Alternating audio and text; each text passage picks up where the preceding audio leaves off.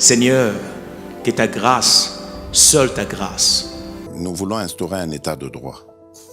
Et dans un état de droit, il y a une justice indépendante. Ce n'est pas à l'individu Félix Tshisekedi de commencer à faire justice.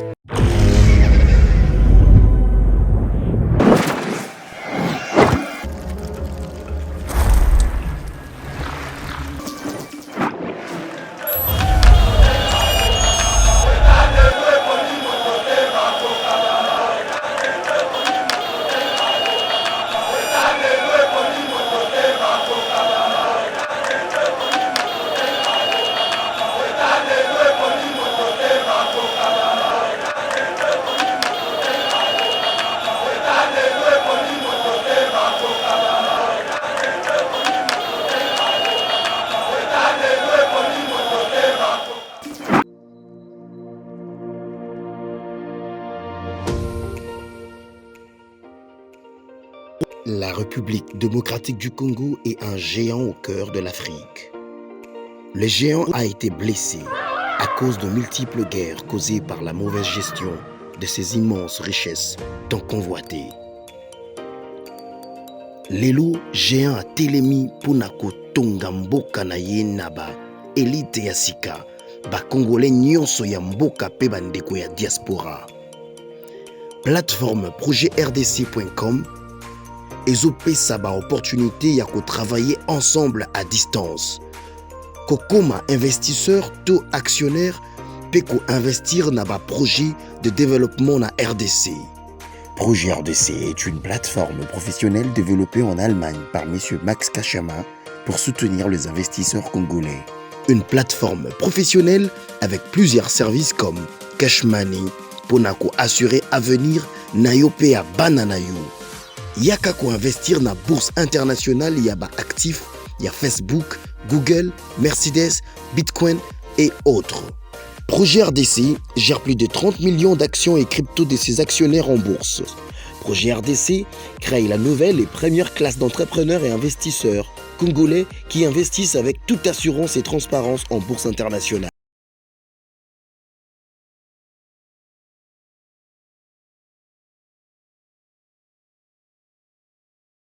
Bonjour mesdames et messieurs, bienvenue dans notre émission Éveil patriotique, émission Oyo. Topé sa nouvelle information à l'ICO dominer scène politique congolaise, l'autre bongo na la pédagogie du président Tim Oyo Toko. Topé sa nouvelle information à l'ICO dominer scène politique congolaise, Toko Lobela, plus Makamboeka qui lobby na Assemblée nationale, vraiment.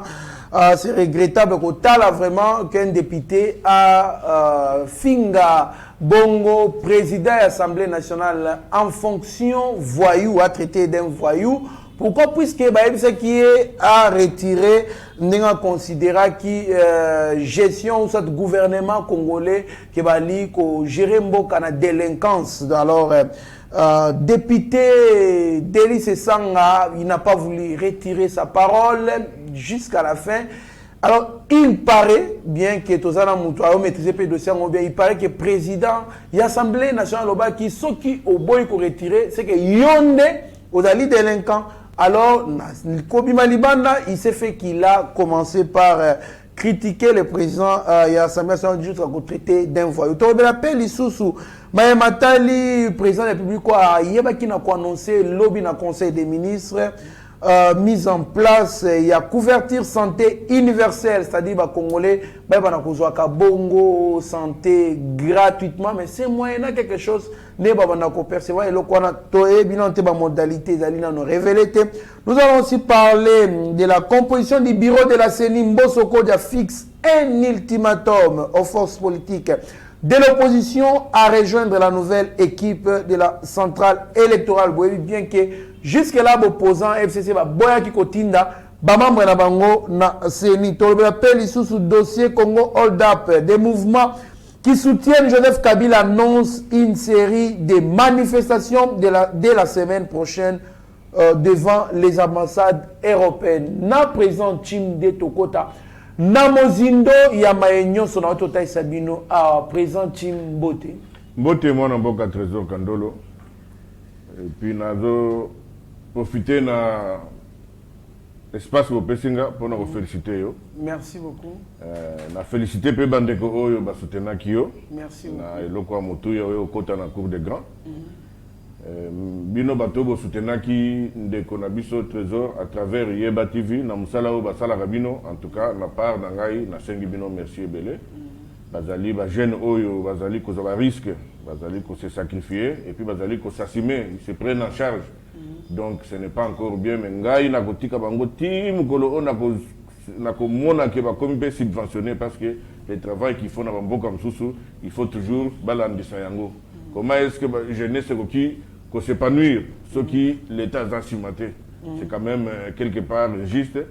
Et je ne sais pas si na part na bino Yeba TV est-ce que bo saliba démarche nyoso we sengeli tout ça to ko lobela ngona coulisse mais en tout cas félicitations pena madame. Merci. Et puis on a profité na pesa mbote na équipe mobimba Yeba TV.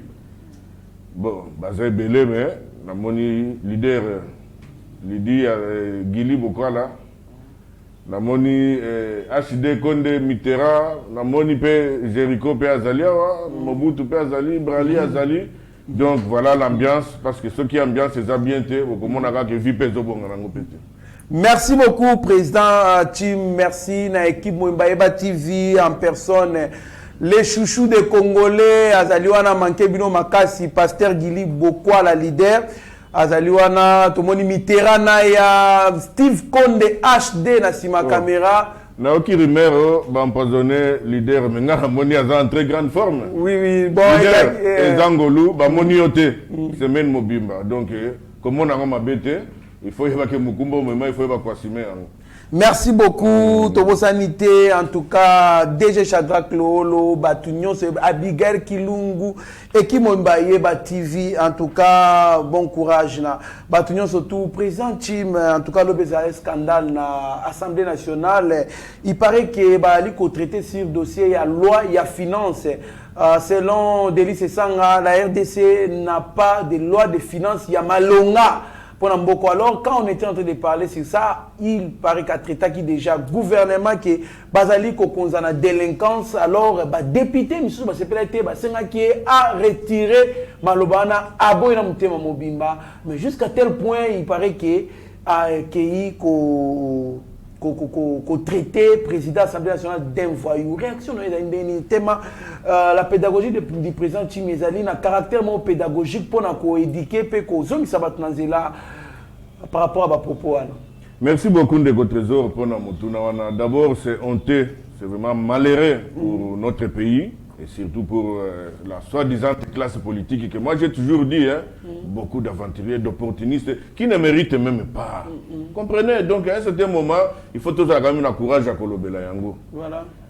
Naïbité, je ne sais pas, on a posé Binoba Congolais la question, Binoba Tobo Votaka, soit-disant heureusement, de quoi n'a pas ma candidat, arrogance, il y a ce qu'on manifesté, à manifester qui a ngoté. Vis-à-vis à chef de l'État, parce que Zamouta Liboso a critiqué un chef de l'État. Mais pour pas élire, à sa genouillaki, pour Abim Anassima, chef de l'État. Donc, à un certain moment, c'est malheureux. Bon, tout ça, on a carte à pédagogie. Incident où il y a qui lobby. En tout cas, dans Moutoumsousou, dans Erondessu, à Vandi, ce qui est à Kerrer, à Sialeki, à Sengi, à Tabolimbi. Dès qu'on a sorti vers la biso élément, on a Botala, le président de l'Assemblée nationale, Ndenga Lobaki, caractère moko, injurié, et Zalaki Nakatiwana. Mais réaction, on a. Yango na lobby, bande konangai, ceux qui battent la politique, à Bango Bazoua. Ndeko Sesanga. Ozali extra intelligente pour intelligence peut se manifester dans acte dans ma façon. Pour au poste ministériel mais tu devras te calmer. Ce pays appartient aux Congolais, il y a combien de Congolais qui sont compétents et qui peuvent assurer ma tâche avec passion, avec amour. Il y a une loi organique pour une loi pour défendre un côté devant l'Assemblée. Il y a pour défendre un Libanda avec des injures. Bon, toujours le belapé pour que ça va tomber sur l'image, c'est mieux les Congolais.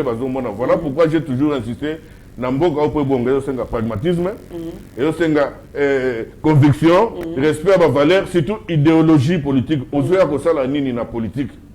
Parce que politique, dans la plupart des cas, heureusement, Vous pouvez révolutionner en gros. Voilà pourquoi je suis fier de vous, je l'ai dit. Vous voyez que démystifier, démasquer, doyer, il y a âge à l'Assemblée nationale, de surcroît président de l'Assemblée nationale, pour le Bozong, ça y est. Bozong, c'est l'honneur ce n'est pas seulement l'honneur du président Bosso, mais c'est l'honneur de toute une institution. Voilà. Et comment ils vont nous considérer? La deuxième personnalité du pays. Comment on va nous considérer? Donc voilà. Naboy Kokota na détail parce que bon, on n'est pas là pour na kozong ça si kozong ça mais négocier sanga aux encore na marge de manœuvre ya kolakisake vi âge na yona âge ya ndegomboso vi musala oyo sala ya ko représenter peuple congolais na kati ya parlement. Moi je pense que na nengeka tozela kati tozela total ce qui mutu aza mutu to azane mutu. En tout cas, il n'y a rien de mal là-bas pour traiter Moninga voyou. Non seulement pour traiter Moninga voyou, mais oyo yé à qualifier gouvernement Mobimba wana. Parce que le non a fini mutu thèse. Gouvernement une personne morale a fini mutu. Non mais tant que vous finga personne morale, vous se camoufler derrière personne morale. Banani ba orientaka personne nan personnalité nan personne morale.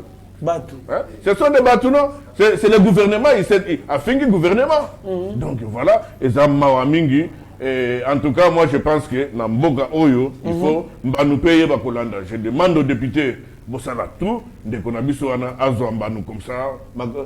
Exemple, et mon comme ça, le peuple congolais va comprendre qu'on ne peut pas, on ne pourra toujours pas continuer comme ça. Mboka ni doit évoluer quand il y a un conflit, c'est que tu as un Mboka Ngoka. Et puis, la manière nini, tout ça, quand aux postes, c'était aux Yozakoluka. Donc, côté là, qui nous sacré pour aux postes, mais ça l'a raté. Ezali pasi mingi komona vraiment batu bali na posa ko kambabiso batu bali ko kambabiso ko finga. C'est terre à terre. Ezali soni makasi ko finga. Ata na baka avoir lapidaire na miso batu ko finga. Kitoro tempe muto finga pe mokonzi na ezali bien. Un député représente toute une population. Si on a évité l'électeur na yeta ngozomona. Kamba yo fingi. Député azaka na électeur na yete. Parce que Chana Yezali national. Alors, ce que Bano Bazolanda Bilo Kandengwana. Exemple, il n'y a pas de Bangolobi. Donc, non, Bino, aux intellectuels, il faut finir à battre. Moi, je préfère à la temps, je vois que Bakuluna va se conscience, il faut te laisser de quoi tu es capable. Kuluna va produire. Ça veut dire que a comme utile dans la société. Alors, si on fait un président, on fait une vision, on fait un bateau, on fait un bateau, non, mais soyons sérieux.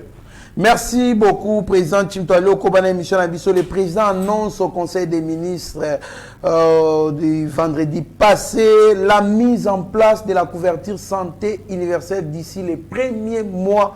Il y a 2022. Donc, en janvier, a déjà couverture de santé universelle et qu'on a déjà mis en place, Président Chim. Après gratuité de l'enseignement, quand même, c'est la santé qu'on attaque déjà. Merci beaucoup, Ndeko Trésor. Gérer, c'est prévoir.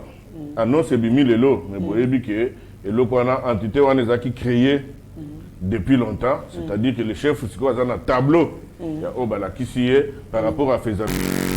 Bon, moi je me pose toujours la question courage au Yazanango, il faut qu'on félicite, mais en tout cas dans le jour à l'élo, Congolais nous foutiller normalement Congolais nyoso azala apte de pour cotiser ndenge zaka na mboka mindele.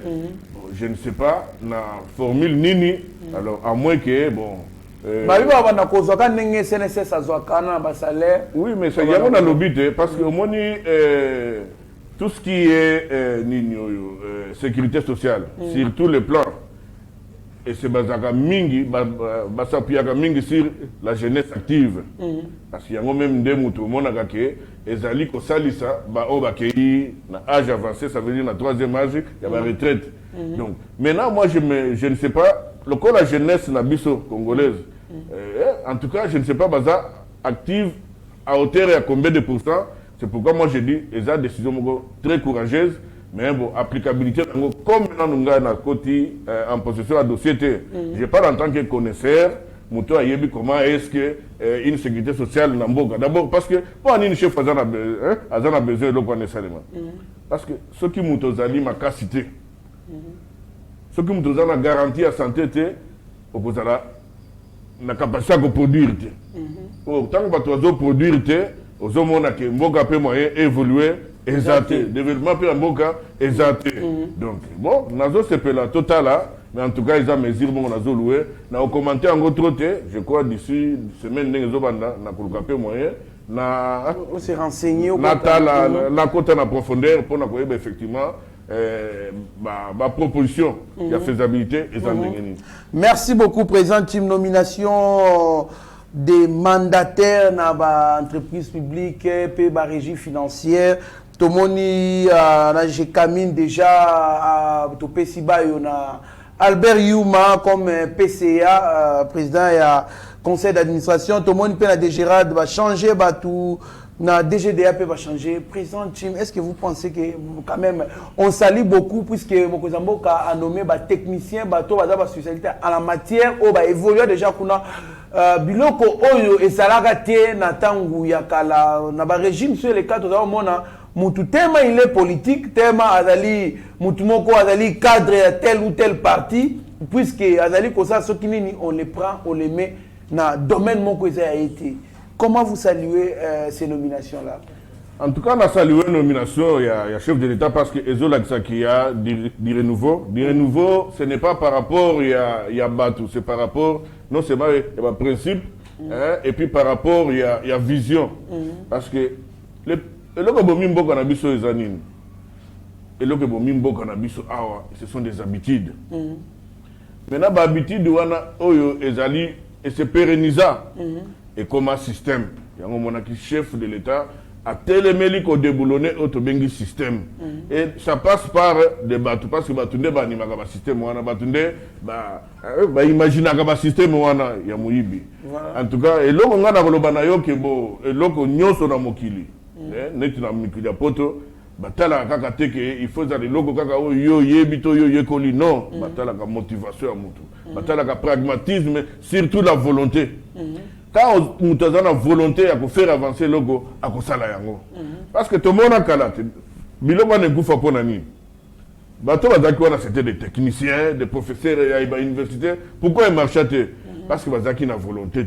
Bazaki n'a qu'à esprit moko bo ekeno. Le corps parce que ah ouais comme un cri hein. Ah ils ont un bon à l'état. Donc un bon à l'état des fois aux oies.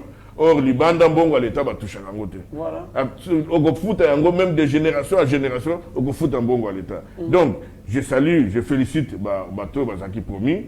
Je leur demande tout simplement, il y a qu'à remercier le chef de l'État à travers Obango Bakosala pour Congo Oyo, surtout à partir de la régie financière. Bongo Kota Kebele, il faut pas traquer place Mbongo, il faut que parce que Mbongo Zana Kesse à l'État Bandeko, de Bokomona, comment est-ce que Mboka s'est développé. Parce qu'on peut tout dire, nettement comme couverture maladie universelle. Ceux qui n'a Kesse à l'État Mbongo Zate. Et vous en avez donc, or, ils ont Mbongo, Binomo Monake, Mbongo, ils ont côté, il y a l'État, mais ils ont poche, ils ont compte, ils ont personnel. Tout le monde a Makambo. Donc, dans ces gens qui se mettent au travail, nous n'avons plus beaucoup de temps. Les Congolais ont beaucoup souffert et il est grand temps que les Congolais puissent sentir que Mboka est bien. Parce que déjà les lots à travers le secteur Moko Yamine. Mais le monde entier, éco dépend de la Congo, à plus de 50%. Voilà. Comment vous imaginez qu'à venir, il y a lobby et dans le Congo, mais Congolais, Azangali, Pakolien, Natongo. Ça a toujours été inconcevable pour moi. Tout ça parce que mauvaise gestion, mauvaise gouvernance. En tout cas, bon va là-bas, Bazali promis, va décevoir Bissotene Bamsousou. J'espère qu'en acceptant la poste et puis, dans le chef de l'État, du courage à proposer Bango, il y a nommer Bango, les Congolais de quoi ils peuvent être capables de lui rendre. Président Tim, s'il faut parler, pour commenter l'entreprise, j'ai caminé dans un moteur. Yamboka, il contribuait à ces lobes informations.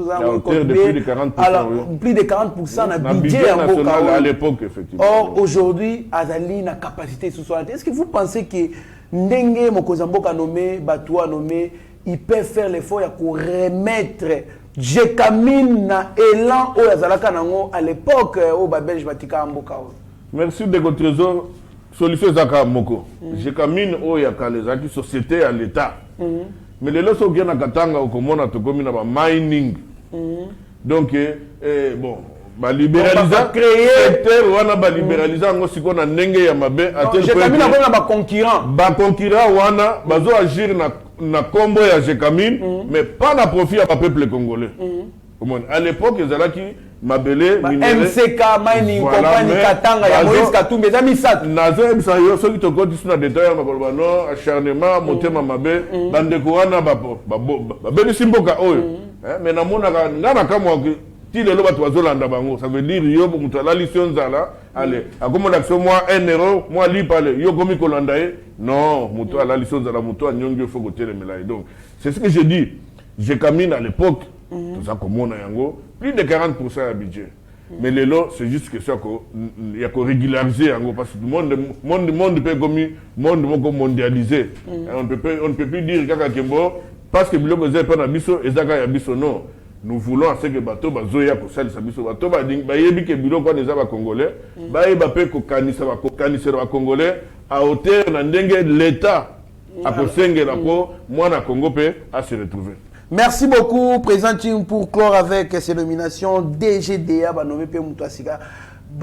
Toza kan content na ba diaspora, moi ibele, bango so balela kaka douane na biso ezali douane moko ezali trop élevé.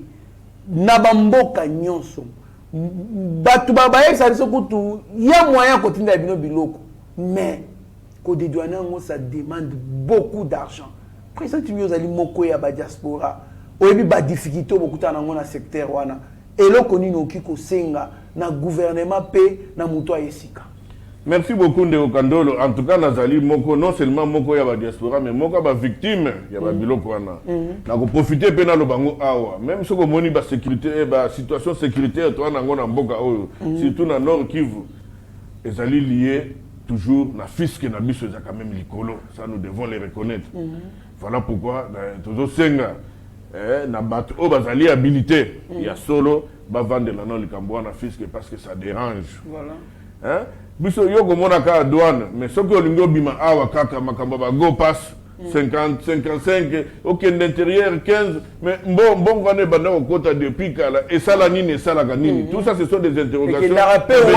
Diaspora ngopé lelo akoma na cible ya ba critique ya ba injure ngape na za mona diaspora en tout cas na kosenga leader représenta wana diaspora oyo asalisipe na mboka oyo diaspora so mbongo za kotinda za koleka deux fois double ya budget national awa en tout cas boche la paix diaspora na c'est parce que diaspora za ndeko na bino biso ba diaspora tolongwa wate parce que oh elengi komona soki nini tolongwa ba difficulté ya mboka oyo donc et puis kuna pe difficulté za ka so zo mona bandeko bazo sala ba fort faut que féliciter bango parce que ça a facilité que yo aujourd'hui moi salaire na yo o ko permettre yo futa facture na yo mais on dit mieux za ba poursuite pour ça sa bandeko en tout cas toujours senga kaka na je m'adresse maintenant comme d'habitude avec toute humilité na mokonzi mboka pona koloba ke makambo ya fisc oyo ezali à la base il y a découragement ezali à la base de makambo belé ya mabezo sa na mboka oyo alors DGDA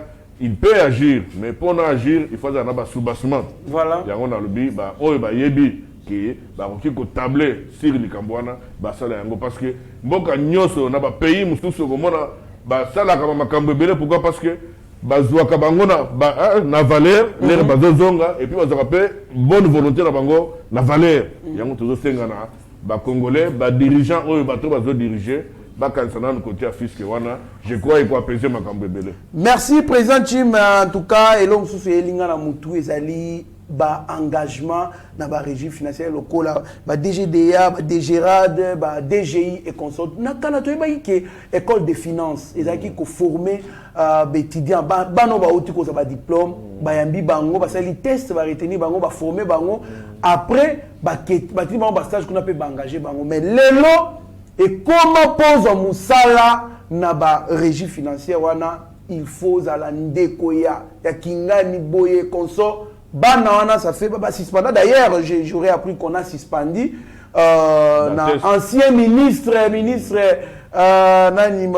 Kombo Ekimi à l'époque na ba 2007-2008 a suspendu yango jusque là nanu ba réhabiliter ngote donc pour na bana nyos to ba saka formation kuna ba ils sont engagés te président Chip na occasion oyo ya ba nomination oyo vous pouvez encore profiter pour na kolobela DG na ba PCO ba nommé pe gouvernement congolais.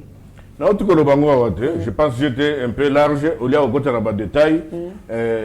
Bon, école de finance par exemple, école nationale de finance, on a évité ce qu'ils ont sous mais ba concours apparemment ils ont oui. Mais à tous sali concours à tous génie système et en boka na biso sali que le cola yon de trésor aux en entrée à tous 800% na concours ba kozoyote. Tout ça est sali malamuté. Ce n'est pas bon pour un État. Ce n'est pas bon pour la bateau bazako kamba. Pourquoi? Parce que ce qui m'a avancé, c'est aussi par rapport à ça. On ne peut pas confondre. Donc, méritocratie et ça pénalité. Donc, on peut confondre État sur base de il y a favoritisme, non. Méritocratie, il fait ça. Donc, boïté, au cours de la faveur, mais ils ont à hauteur il y a plus de 50%, sinon ils ont baby ça. Donc, ils ont une interpellation, ils ont une kosenga, parce que Mboka, ils ont un Congo, et Congolais, ceux qui te lingani, ceux qui te salisani, je crois que Congo peut se développer très rapidement. Merci beaucoup, Président Tim. En tout cas, composition du bureau de la CENI, Mbosokodia fixe un ultimatum aux forces politiques de l'opposition à rejoindre la nouvelle équipe de la centrale électorale. Président Tim Moebi, bien, dès lors qu'on a entériné Denis Kadima, opposant, boya surtout FCC, ça la réunion, il faut balongola bongo Denis Kadima et puis dépolitiser CENI. Or bango peut voter la loi pour politiser CENI. Alors baloba batinda batute mbosoko da pesi bango ultimatum yasuka batinda batuse batinte ils s'en prendront à eux-mêmes. Réaction à eux. Non, papa Ramsombo a raison, parce que l'institution est l'État ne s'arrête jamais.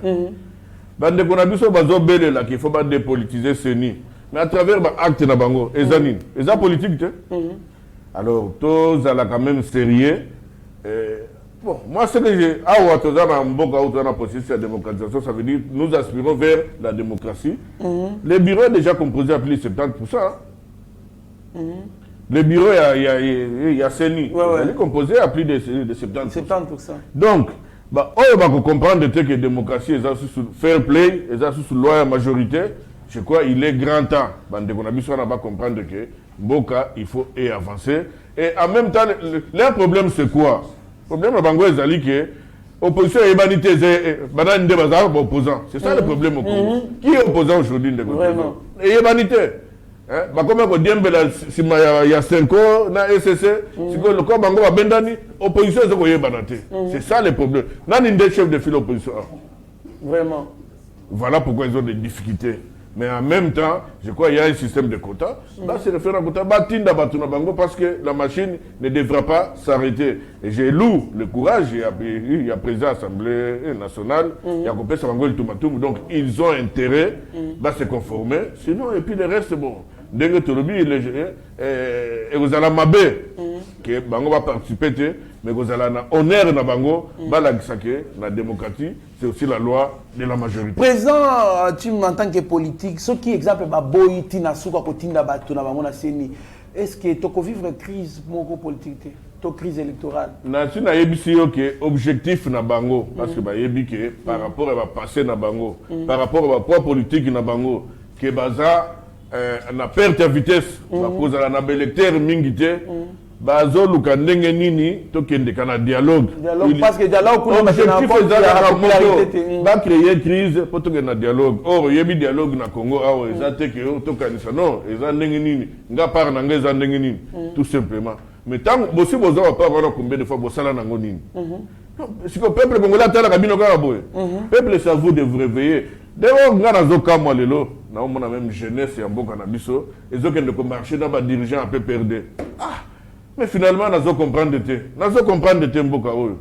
Yo jeune mobimba, nous avons marché dans bateau basali que yo oliate, nous avons musalate, otangate ba no batangate, mais nous avons marché dans bateau ya ndenge wana.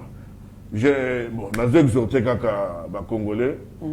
base na conscience na bango normal ba comprendre que avenir à ba congolais et za na maboko ya ba congolais muta ko uta mingi libanda te aya kolobela yo muta uta ka libanda za tuna mwa mission na ye ako ça lo semblant mais ako yebiso vérité te ako ça l'opinion surtout te donc ba institution en gros la République ne doit pas s'arrêter, ça j'insiste.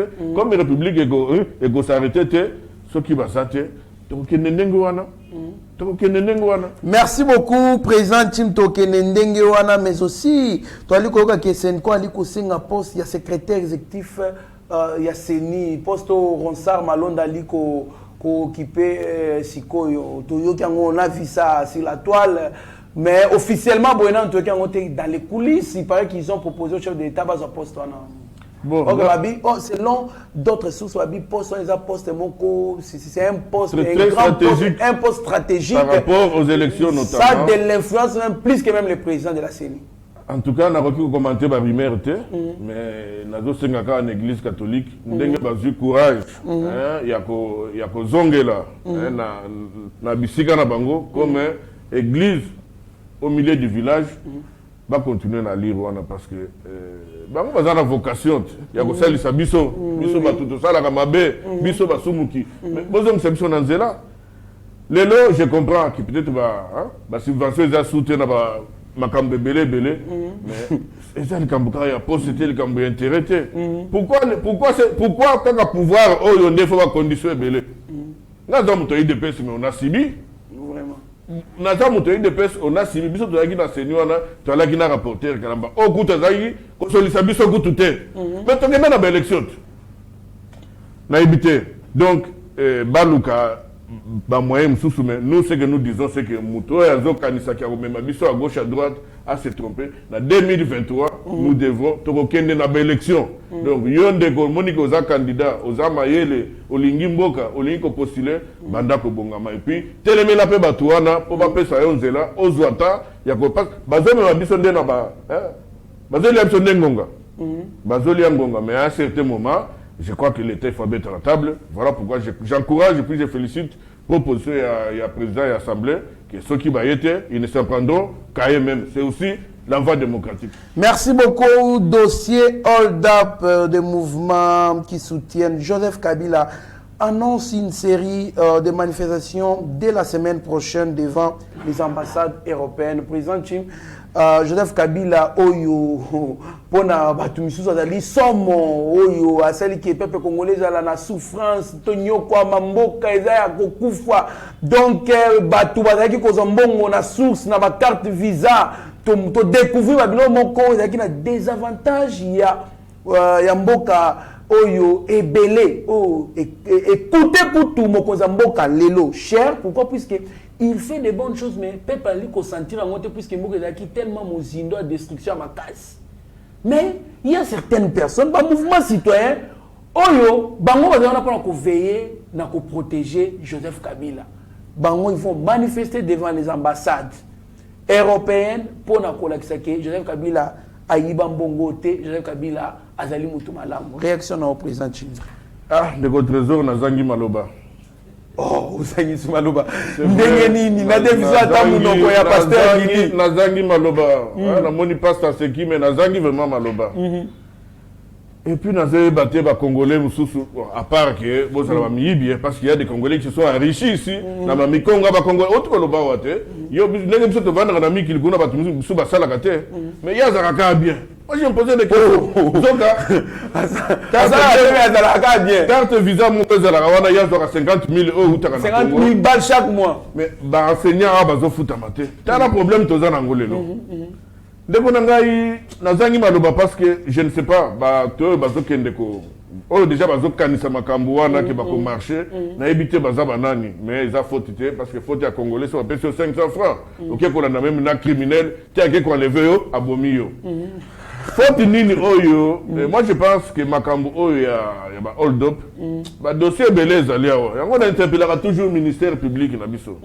En même temps, bon ministère public, c'est pas ça qui dit bah, j'interpelle aussi les Congolais, tous au courage quand même, il y a qu'à fouiller ba dossier parce que mboka oyo za à genoux par rapport à ba Congolais.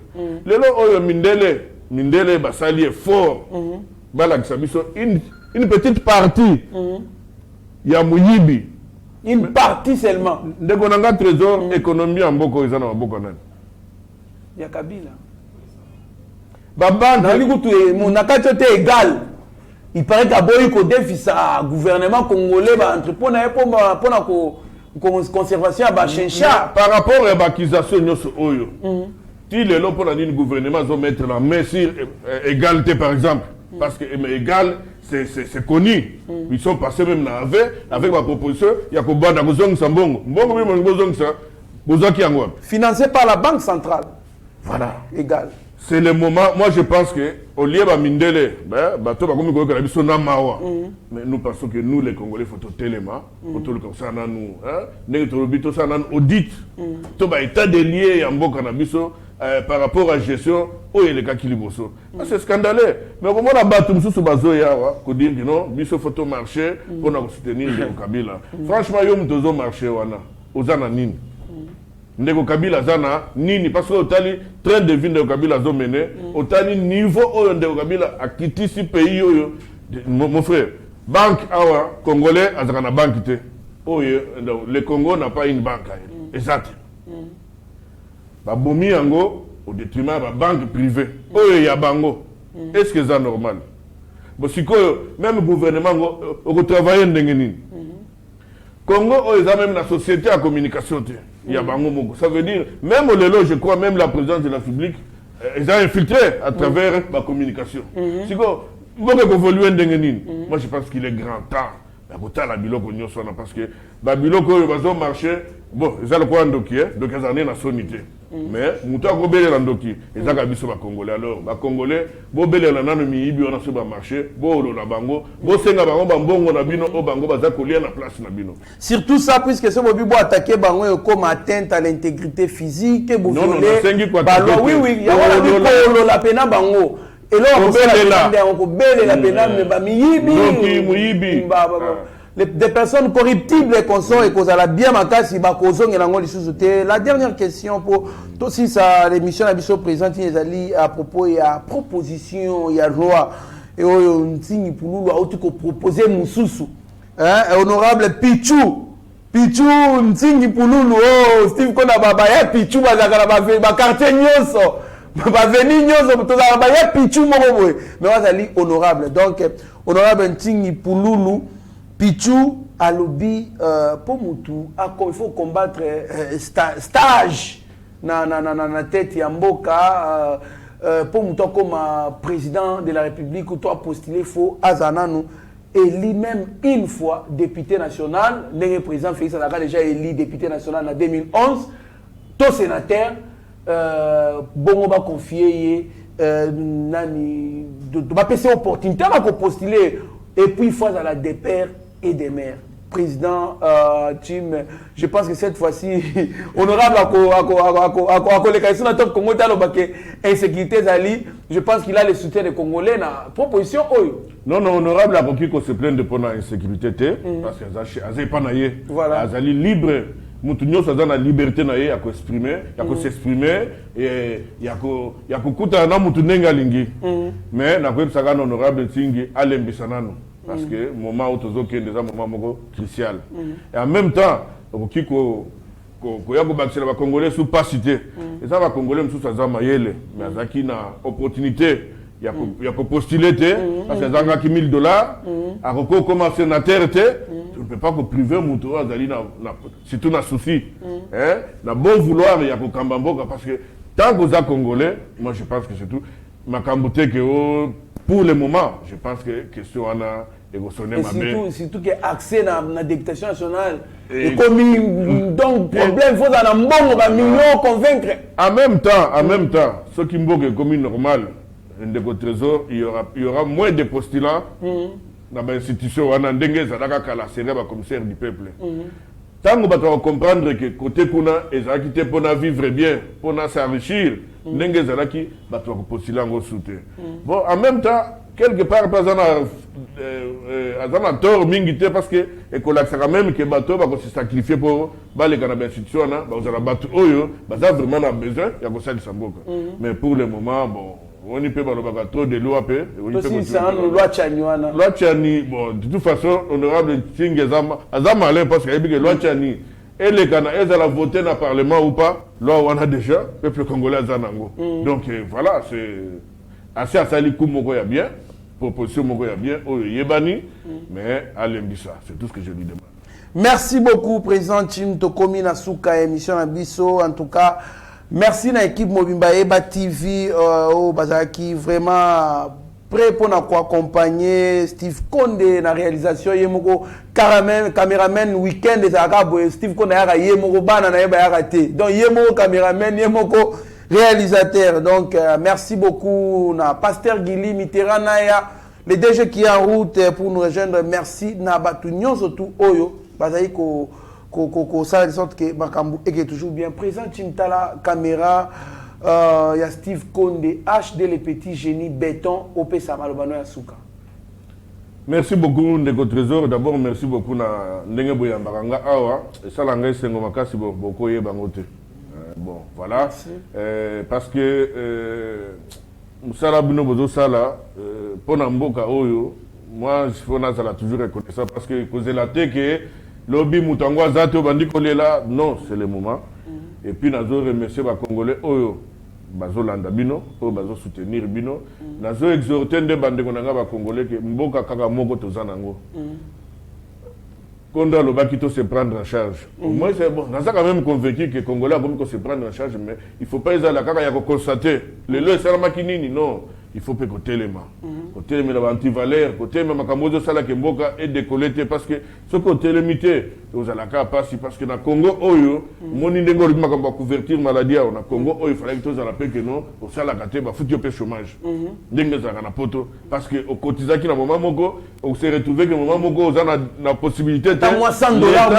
$100 de ba et permettre yo au survivre, ça veut dire au foot atandako aux anga patute.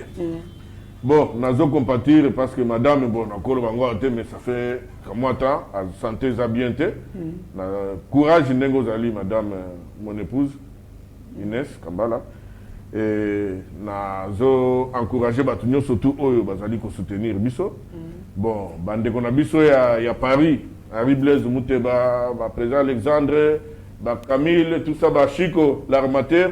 Bozé belé na kotanga binote, Camille, Bambote na bino yangoyo, maman nanga MDDC, Israël piana Chako, na pesi le lobby nombote pour na kolakisake, tozaka kotoyo, tozana fou, mais togozi kate. Tozana foi, tozana courage parce que nous sommes déterminés. Merci beaucoup, merci na bino nyonso bo pesa biso temps. Ya kolanda biso vraiment surtout pour la fidélité na bino na Yeba TV, vous allez brancher sur Yeba TV, vous allez décider mieux vaut être maître de son silence que plutôt esclave de ses propres mots. Merci. Seigneur, que ta grâce, seule ta grâce. Nous voulons instaurer un état de droit. Et dans un état de droit, il y a une justice indépendante. Ce n'est pas à l'individu Félix Tshisekedi de commencer à faire justice.